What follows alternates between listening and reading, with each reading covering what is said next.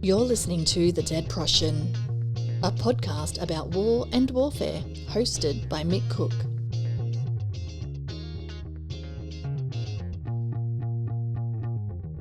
Talked a lot about the human aspects of war. On this show, we've talked about how people fight. We've talked about why people fight.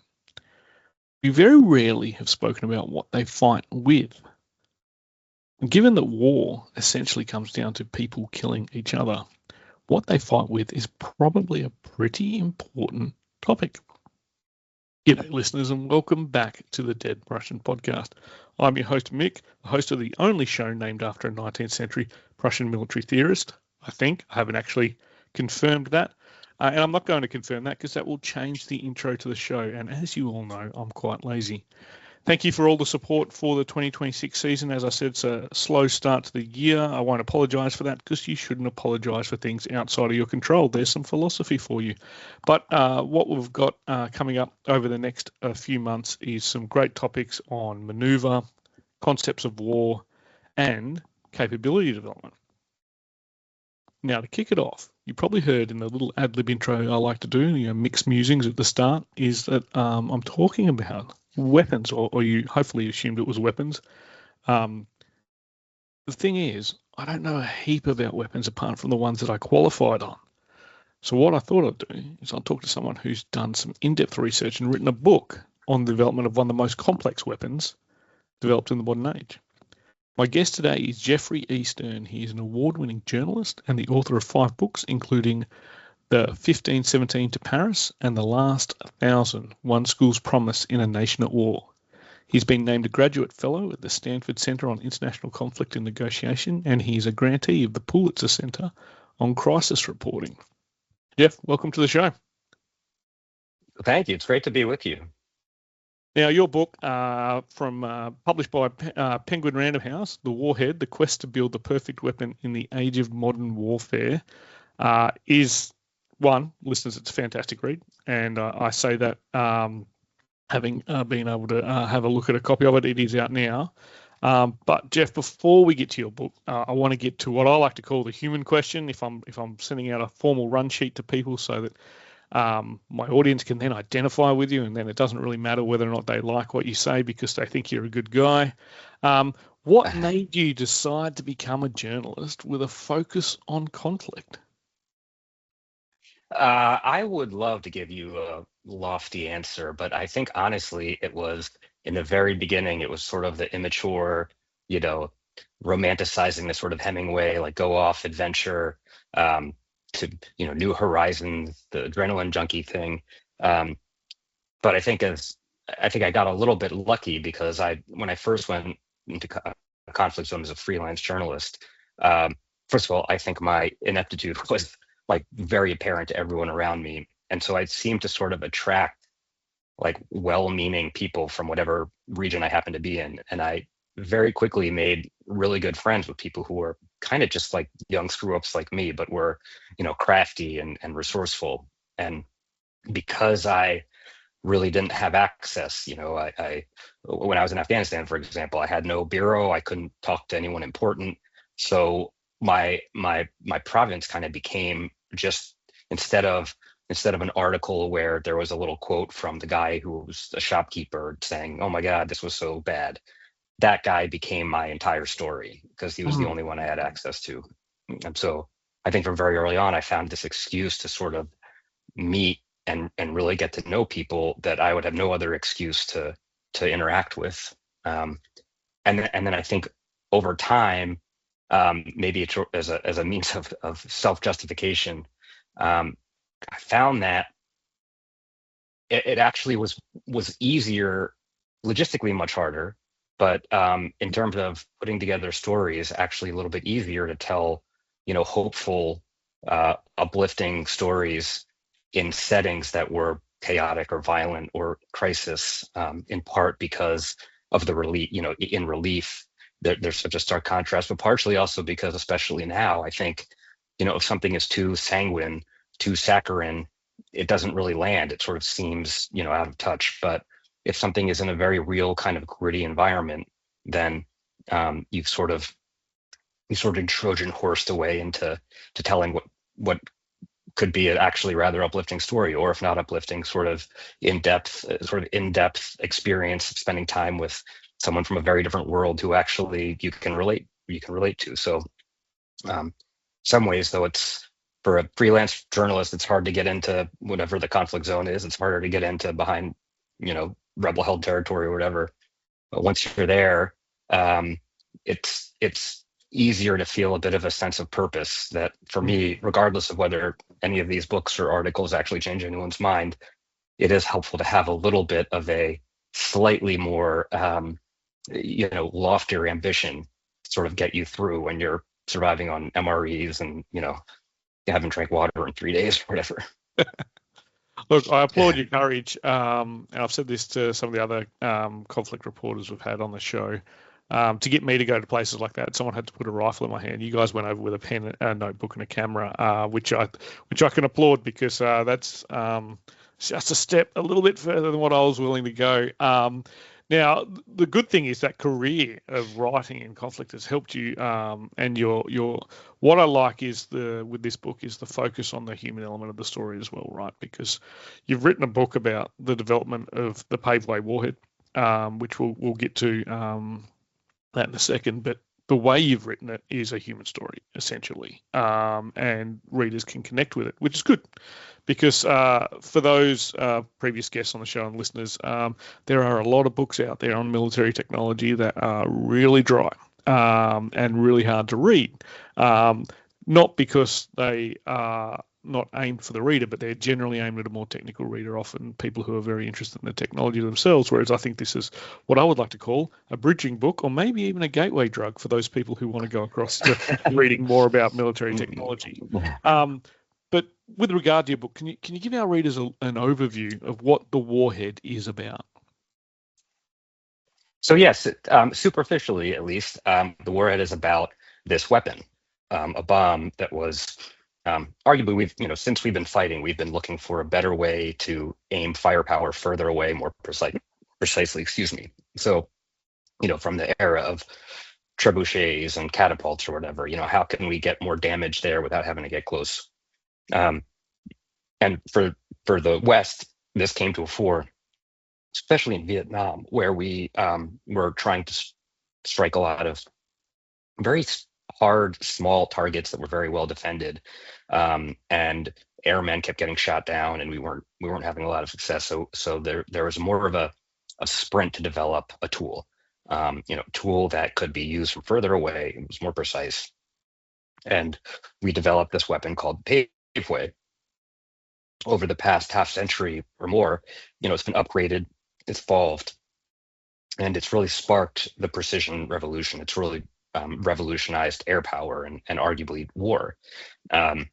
But because it's a weapon of, I've characterized it as a weapon of disconnection, obviously both in a sort of tactile, bodily sense, but also because it's allowed us to fight war from further away. And it's a bit of a harbinger of, then we pick a drone warfare, then we're on the eve of sort of AI warfare, where we are getting both physically and sort of conceptually further and further away from the things and people we're bombing. And so the one of the turns that I'm trying to do in the book is take this tool that is a tool of removing people and actually turn it into a tool that is connecting people. So there's one of the main characters is this weapon, which in part is because I do think the weapon begins to take on its own agency. I think a lot of weapons can begin to argue for their own use, but it also becomes a kind of main character that's connecting different people on all sides of war, from airmen and pilots to soldiers to civilians on the ground to combatants on the other side to activists. And that's partially just because that's, as I said at the beginning, that's always just been what I'm most animated by, sort of getting into the stories of people. But the justification for why I do that in this book is because, again, it's trying to almost be a response to what this weapon and weapons like it have enabled, which again is sort of this disconnection between cause and effect, between the people pulling the trigger and the place the bullet or the bomb is landing. And so trying to take that and use it to put people back in and sort of remind us that as advanced and precise and ostensibly humane as a weapon is, it's still fundamentally an act of a person doing violence to another person.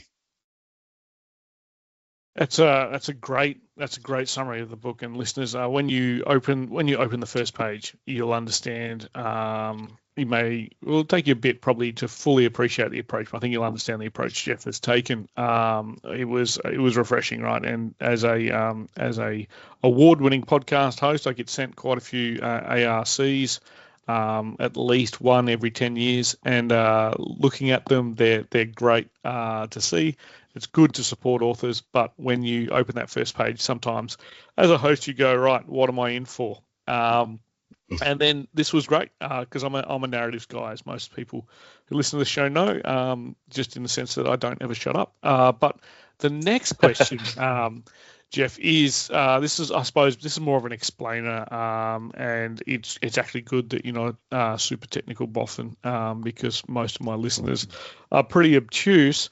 But the Paveway, it's an interesting thing. You mentioned before that it's a weapon that sort of revolutionized precision warfare. Can you give us a little bit more detail on what the Paveway is now, and I suppose a little bit without satisfying listeners too much because we want them to buy the book, but what the Paveway, what it was and what it is now, I suppose its journey.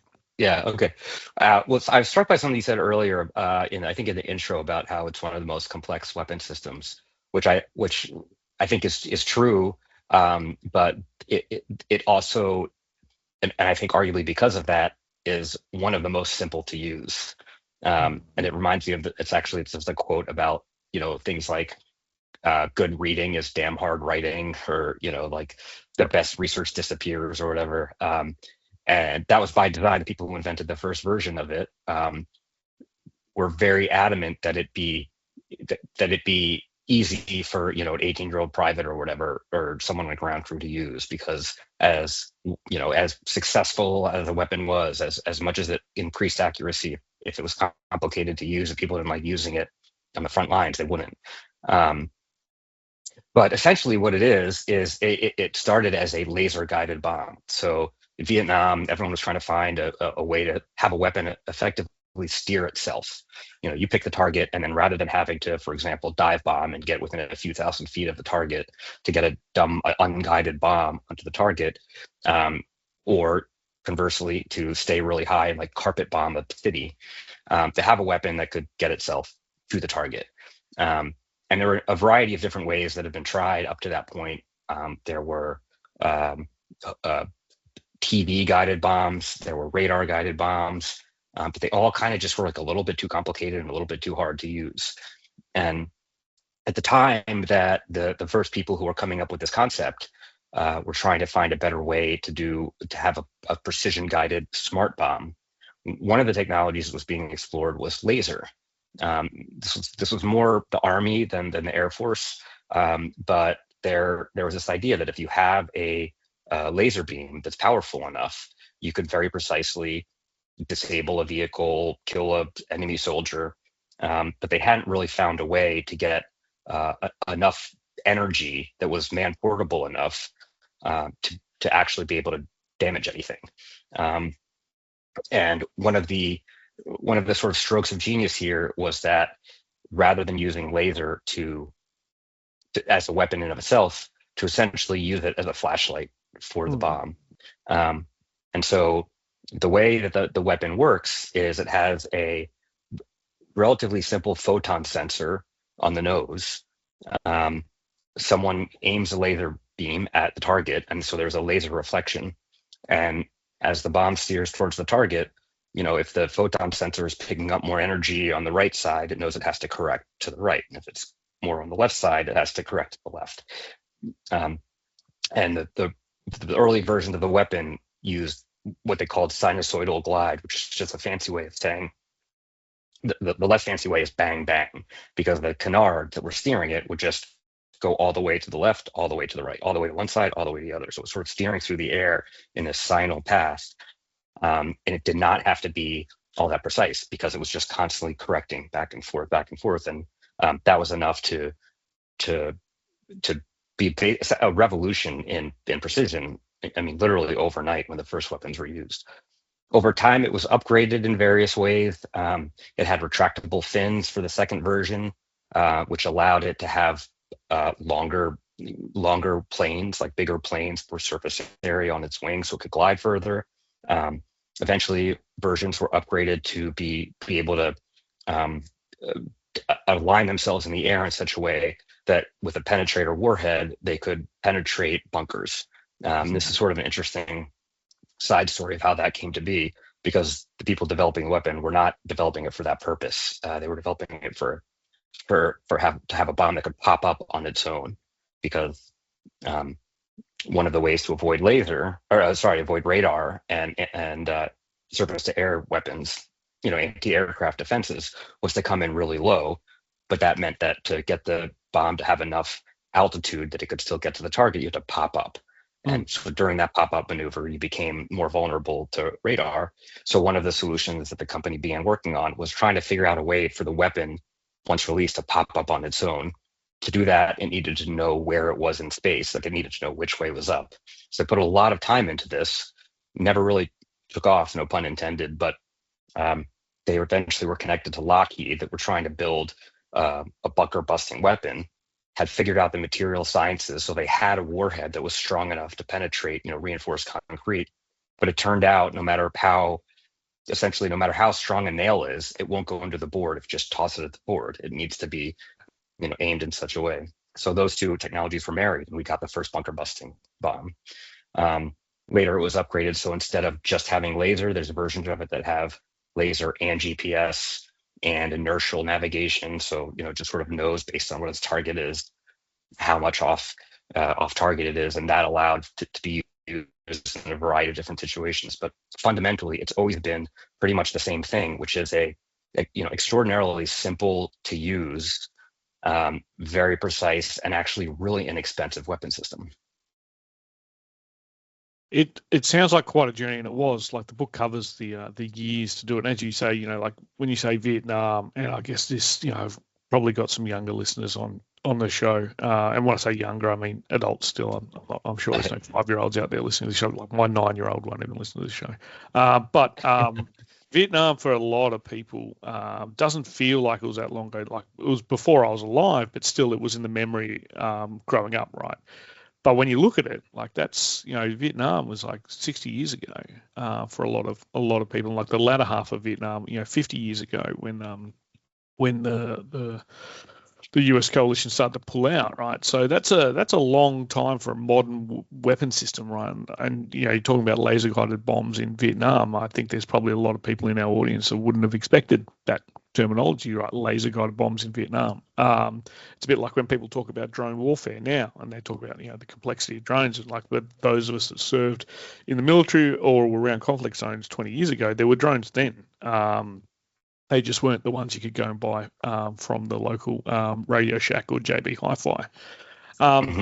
So, Jeff, the story of the development of the Paveway in itself is important, I guess, for people in this space where they work in the military or the Department of War, Department of Defense across the world, researchers. Your work as a journalist is about communicating to a broader audience than, say, someone like me, who tends to have a very niche but loyal audience, very niche, though. So why is the story of the Paveway important to tell for a broad modern audience? Yeah, I appreciate the question. I think for a few reasons. One is, I think that for those of us who haven't served or who haven't been in conflict zones, when we see things happening, when we see things that our country or the alliances that we're part of are doing that we disapprove of, I think there's a tendency to sort of otherize and indict, the people who are pulling the trigger or the people who develop the weapons, and sort of in terms of weapons developers, sort of cast them as these sort of venal, unethical Bond villains, essentially. And I can't speak to any or even any other weapon system development, but at least in the case of the Paveway, all of the people that were involved in wanting to develop this weapon, wanting to upgrade this weapon, and to figure out ways to deploy it, were like, to a person, people who you would trust to babysit your kids. They're people who are driven by probably a little bit by the thrill of solving an engineering problem, but also largely by the fact that the weapons that we were using were getting both our own pilots killed and a lot of civilians on the ground killed. And the idea was a weapon that was not just safer to use, but was safer for the people on the ground who were not our targets. And when we see a war starting that we voted for the other guy or whatever, it's just very easy to sort of dismiss this as someone else's problem. This is some bad actors. This is and I think that the reality is, like, this is our, to the extent that these things are being misused, this is our problem. These are people we voted for. These are, we have some degree of power. But one of the things it requires, I think, is a little bit of a lifting of the veil. No matter how precise, how ostensibly humane a weapon is, it is, for example, it can only be as precise as the intelligence on the ground. If the intelligence is saying this is an enemy bunker and it's actually a girls' school in Iran, we can strike extremely precisely, exactly where we wanted, sparing the buildings nearby, and we're still killing a lot of school kids. So I think this was a unique opportunity to tell the story of a weapon that was developed. If there are right reasons to develop a weapon, Paveway had the right reasons. If there are the right kind of people who should be stewards of lethal force, these were the right kind of people. And I mean, I think you could argue that what they wanted to achieve, they did. That at least initially, a lot of civilians were arguably spared because of having precision. Certainly, a lot of pilots were.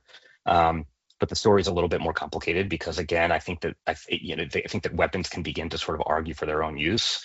The appeal, and in some cases the illusion of very surgical, overnight, we're going to go in, dispatch the bad guy, no blood, come back the next day, and shake off the dust.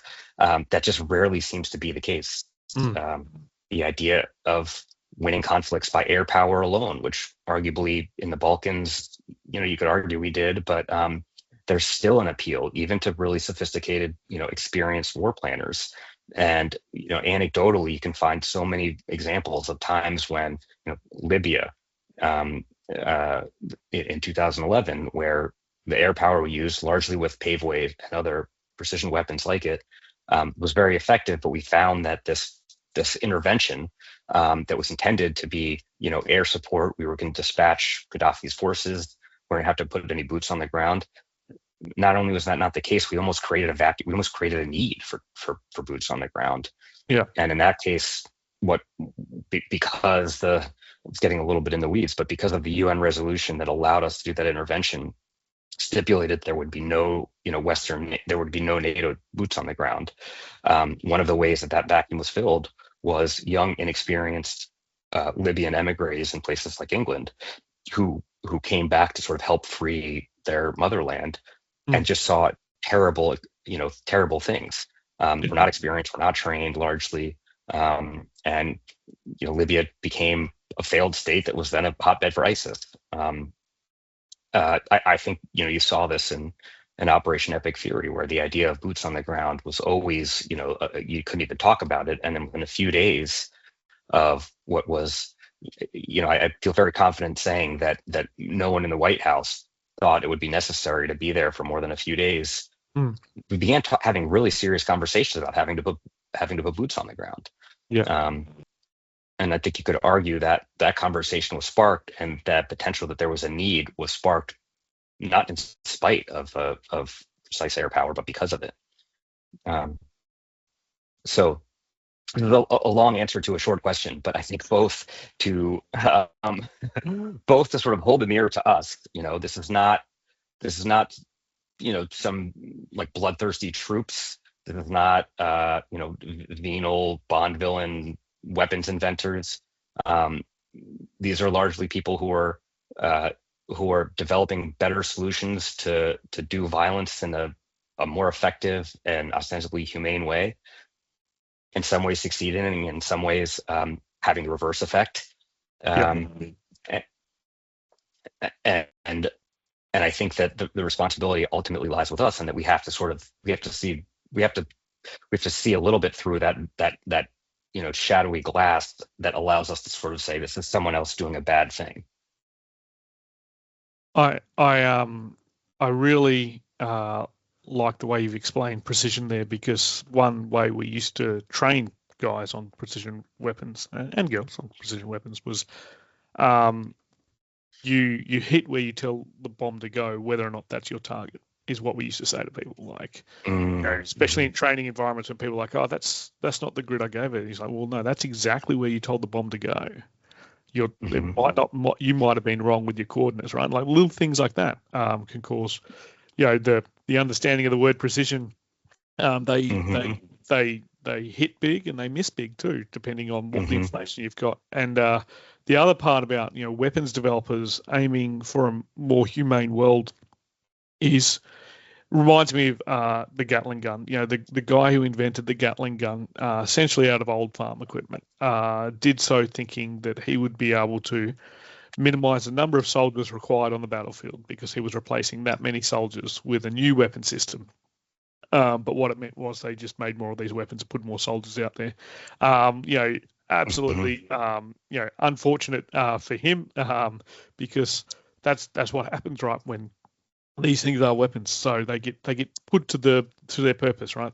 You can't deny. I'm glad you brought that up. I didn't know that example. I make this point citing the example of Niels Bohr and Oppenheimer, the Manhattan Project. Yeah. Where Niels Bohr says, "Is it big enough?" and Oppenheimer says, "To end the war," and Niels Bohr says, "To end war, to end all war." And Alfred Nobel said a similar thing. He was talking about dynamite. He was saying this weapon is so powerful that maybe all countries will lay down their arms. And I think it's a neat, psychological trick. It's a little bit of cognitive dissonance reduction, that you can invent a tool of death and convince yourself that it's actually a tool of humanity. Yeah, time and time again, these are people who are trying to reduce the human cost, I guess. Exactly. It's the ultimate paradox, I think. Maybe one day we'll learn that weapons designed to hurt people probably won't be the saving grace that we think it is. Now, Jeff, we're up to the final question. Quite often labelled as the butcher's bill for coming on the show. This is part of our mission as a show, which is to encourage people to think, discuss, and most importantly, to define war and what it is and what it means to them and society. So right now, I ask you to finish the sentence. War is people. That's the shortest answer I've ever had on the show. I was thinking about, any invitation for me to be long-winded and hear myself talk, I'll take. But I was thinking of there's something really fundamental. That's the purpose of the book. That's sort of a lot of my purpose in going to these places and writing about it. And maybe no more needs to be said. War is people. That's brilliant. I love that one. Back when Twitter used to be, well, apparently now it's a bastion of free speech, but back when Twitter used to be a bit more of a civilized place before it became X, we would quite often have long discussions with our audience, because most definitions, if a guest definition didn't fit within the 140 and then the 280 characters, then they generally didn't get as much discussion online. So what we found were guests were increasingly shaped towards shorter and shorter answers, so they could get a bit more of the Twitter sphere engagement. Now, if we were back in 2018, Jeff, yours would be perfect for people to discuss, because that's an amazing definition. I think we've had quite a few of the human-centric answers, but People's probably the shortest and arguably one of the best ones we've had on the show. Now, Jeff, thank you very much for giving up your time. You're in Wednesday, I'm in Thursday. That's just how time travel works. But I really appreciate you coming on the show and having a chat with me and the audience about Mick, thank you so much. This was great. I really appreciate it, and thanks for getting up early.